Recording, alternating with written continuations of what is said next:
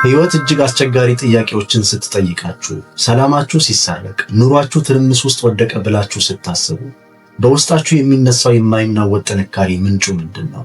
ብዙ ሰዎች ለዚህ የማይሰበር ኃይል ቁልፉ ሀብት፣ ስልጣን ወይም ጊዜያዊ ቁጥጥር ነው ብለው ሊያምኑ ይችላሉ። ነገር ግን የራሳችሁን ህይወት ንጉሥ የሆናችሁ ሰዎችና የማይሰበር ኃይል ያላችሁ ሰዎች ምሰሶቹን የምትገነቡት በየትኛው ጥበብ ነው? ይህን ቪዲዮ እስከ መጨረሻው ከተመለከታችሁ በኋላ ብዙዎቻችሁ እነዚህ 7 የንጉሥ ምሰሶች ናቸው ብላችሁ እንደምትመሰክሩ አልጠራጠርም። ውድ ተመልካቾቼ እንኳን ወደ ዋርካ ጥበብ በድጋሚ በሰላም መጣችሁ። በመጀመሪያው የአንበሳ አስተሳሰብ ክፍላችን እውነተኛ ጥንካሬ ከውጫዊ ጫጫታ ሳይሆን ከማንነትና ከዝምታ እንደሚመነጭ መሰረቱን ጥለናል። አንበሳው በዝምታው የሚመራበትን ድፍረት አይተናል። አሁን ደግሞ ወደ ቀጣዩ ደረጃ እንሻገራለን። የማይሰበር ንጉሣዊ ኃይል የሚመነጨው ከውጫዊ ግዛት ሳይሆን ከውስጣዊ ምሽግ ዘኢነር ፎርትረስ ነው።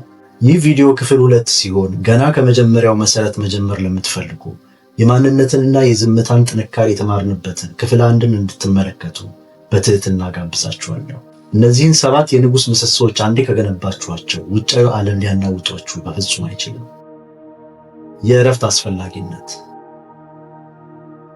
በክፍል 1 ላይ አንበሳው በየቀኑ ማደን እንዳለበት ተመልክተናል። ነገር ግን አንበሳው ከማደን በኋላ እንዴትና ለምን ያህል ጊዜ እንደሚያርፍ ልብ ልንል ይገባል። ይህ እረፍት የድካም ምልክት ሳይሆን ኃይልን የማከማቸት ሂደት ነው። በዘመናችን ሁል ጊዜ ሥራ ላይ መዋልን ማስመሰል የክብር ምልክት ሆኗል። ብዙ ጩኸት የሚፈጥረውና ብዙ እየሰራ እንደሆነ የሚያወራው ሰው ምርታማ እንደሆነ እናስባለን። ነገር ግን አንበሳ በዚህ አይስማማም። እስቲ የሀገራችንን ጀግኖች አትሌቶች አስቡ። የአትሌቶቹ ጥንካሬ የሚገኘው ያለማቋረጥ በመሮጥ ሳይሆን በስትራቴጂያዊ እረፍትና በማገገም ነው።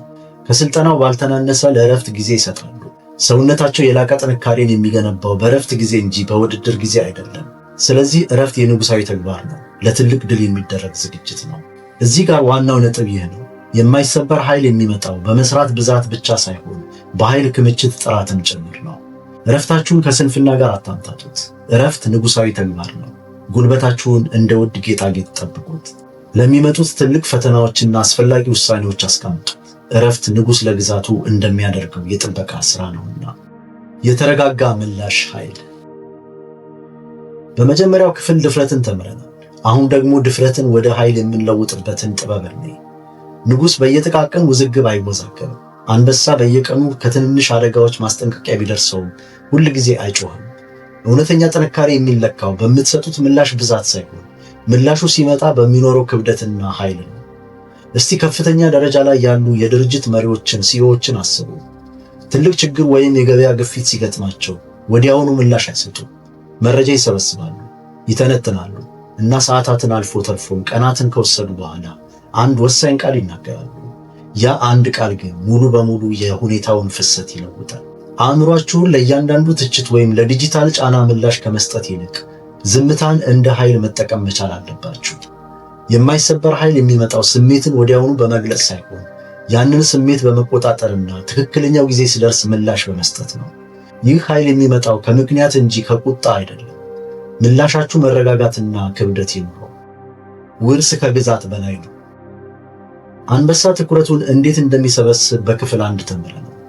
አሁን ደግሞ ትኩረታችሁን ለዘለቄታው ዓላማ መስጠትን እንዴ። ንጉሥ የሚያስበው ለዛሬው አደን ብቻ አይደለም። ለሚቀጥለው ትውልድ ንጹሕና አስተማማኝ ግዛትን እንዴት መተው እንደሚቻል ያስባል። በሕይወታችሁ የዛሬ ስኬታችሁ ብቻ ትኩረታችሁ አይሆን። ዛሬ የምትወስዷቸው ውሳኔዎች ለልጆቻችሁ ወይም ለወደፊት ሕይወታችሁ ምን አይነት ዘላቂ ውርስ እንደምትተዉ ማሰብ አለባችሁ። የማይሰበር ኃይል የሚመጣው ለራሳችሁ መኖርን አቁማችሁ ከእናንተ በላይ ለሆነ ዓላማ ፐርፐዝ ስትኖሩ ብቻ ነው። ይህ አስተሳሰብ ለኃይላችሁ መቼም የማይነጥፍን ምንጭ ይሰጣል። የውስጠኛው ሰርክል ምሽግ። በመጀመሪያው ክፍል የቅርብ ሰዎችን በጥበብ ስለመምረጥ ነግረናችኋል። አሁን ደግሞ ይህንን እንደ ሕይወትዎ ምሽግ ፎርትረስ ግንባታ እንየው። የማይሰበር ኃይል የሚገነባው ውጫዊ ግድግዳዎችን በማጠንከር ብቻ ሳይሆን በውስጥ ባለው የሰዎች ሰርክል ንጽህና ነው። ንጉሣዊ ግዴታችሁ የውስጥ ሰርክላችሁን ከውጭ አደጋ መጠበቅ ብቻ ሳይሆን ከሁሉም በላይ ደግሞ ከውስጥ ከሚፈጠሩ ጥርጣሬዎችና አሉታዊ ነገሮች መጠበቅ ነው። የቅርብ የወዳጆች ሰርክላችሁ የመጨረሻው የኃይል ምንጫችሁ ነው። ነገር ግን በዙሪያችሁ በጎች ካሉ የአንበሳን ሕይወት መገንባት አትችሉ። በአንበሳ ሕይወት ውስጥ የምቀኝነት ድምፅ፣ የጥርጣሬ ሹክሹክታ እና የስንፍና አመለካከት የኃይል መፍሰሻ ቀዳዳ ሊኬጅ ናቸው። የማይሰበር ኃይል የሚገኘው በዙሪያችሁ ያሉ ሰዎች ዓላማችሁን ሲደግፉ፣ ስኬታችሁን ሲያከብሩና ወደፊት ሲገፏችሁ ብቻ ነው።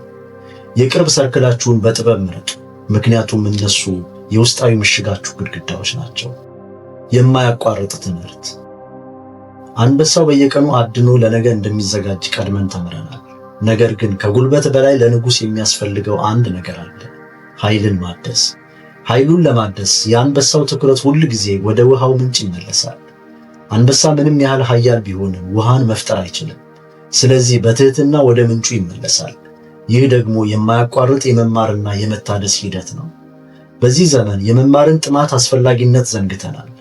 የማይሰበር ኃይል የሚመጣው ሁል ጊዜ ተማሪ መሆንን ስትመርጡ ነው። እረፍት አካላዊ ኃይልን ሲጠብቅ፣ የማያቋርጥ ዕውቀት ግን የውሳኔ ኃይልን ፓወር ኦፍ ዲሲሽን ይጠብቃል። መጽሐፎች፣ አዲስ ልምዶች፣ አስተማሪዎች፣ እነዚህ የእናንተ የውሃ ምንጮች ናቸው። የዛሬው ዕውቀታችሁ የነገ ውሳኔያችሁ ጥንካሬ ነው። አዲስ ነገር ያልተማራችሁበት ቀን ማለት ከጥንካሬያችሁ ላይ የተቀነሰበት ዕለት ማለት ነው። የሪስክ ግምገማ። አንበሳ በድፍረት ይዋጋል፣ ግን ድፍረቱ በጭፍን አይደለም። የማይሰበር ኃይል የሚመጣው ስሜትን በመከተል ሳይሆን ሁኔታዎችን በምክንያትና በጥበብ በመመዘን ነው። በየዋህነት አደጋ መውሰድ ሬክለስነስ ከድፍረት ጋር በፍጹም አይገናኝም። ስሜት ቀስቃሽ ውሳኔዎች ወደ ጊዜያዊ ስኬት ሊያመሩ ቢችሉም መጨረሻቸው ግን ጸጸትና ስብራት ነው። ንጉሣዊ ውሳኔዎች ግን ሁል ጊዜ የሚመጡት አደጋውን ከሽልማቱ ጋር በማመዛዘን ነው። አንበሳው ለማደን ሲወስን የስኬት ዕድል፣ የድካሙን መጠንና የሽንፈቱን ዋጋ አስቀድሞ ያስባል። በሕይወታችሁ ትልልቅ ውሳኔዎችን ከማድረጋችሁ በፊት የአንበሳን ያህል መረጋጋት ይኑራችሁ። ስሜታችሁ ሳይሆን ረጋ ያለ ምላሻችሁ ይወስን። የምትፈጽሙት ድርጊት ምን ያህል ለጸጸት እንደሚያበቃችሁ አመዛዝኑ። በምክንያት የተደገፈ ድፍረት የማይሰበር ኃይል መሰረት ነው። ይህም ማለት መረጋጋትን በቅድሚያ በማስቀደም የተረጋጋ መንፈሳችሁን ሳትለቁ ውሳኔ መወሰን ማለት ነው። ስሜትን ማኔጅ ማድረግ። ይህ ክፍል አንድ ያልሸፈነው የመጨረሻውና ዋነኛው ምሰሶ ነው። አንበሳ ሁል ጊዜ አያድንም። አንዳንዴ ተስፋ ይቆርጣል፣ አንዳንዴ ይሸነፋል፣ አንዳንዴም ይጎዳል። ንጉሣዊ ኃይል የሚለካው በድል ብዛት ሳይሆን ከውድቀት በኋላ ወደ ንጉሣዊ ማንነታችሁ ምን ያህል በፍጥነት እንደምትመለሱ ነው።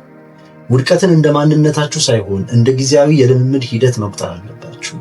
የሽንፈትን ስሜት መስማት ተፈጥሯዊ ነው፣ ነገር ግን ያንን ህመም እንደ ዘላለማዊ ማንነት መልበስ የለባችሁም።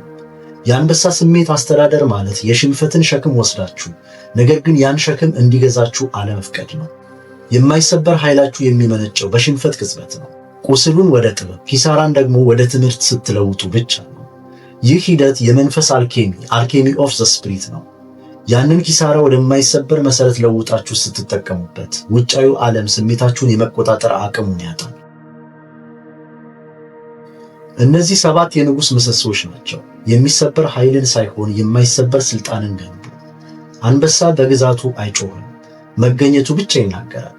ኃይል የሚመጣው ከእረፍት፣ ከተጠና ምላሽና ከዕለታዊ የመማር ጥማት ነው። በውስጣችሁ ያለውን የማይሰበር ንጉሥ ቀስቅሱት። የማይሰበር ማንነታችሁን መገንባት እንድትቀጥሉ ቻናላችንን ሰብስክራይብ በማድረግ ከዋርካ ጥበብ ቤተሰብ ጋር ይቀላቀሉ። እስከ መጨረሻው ስለተከታተላችሁ እናመሰግናለሁ።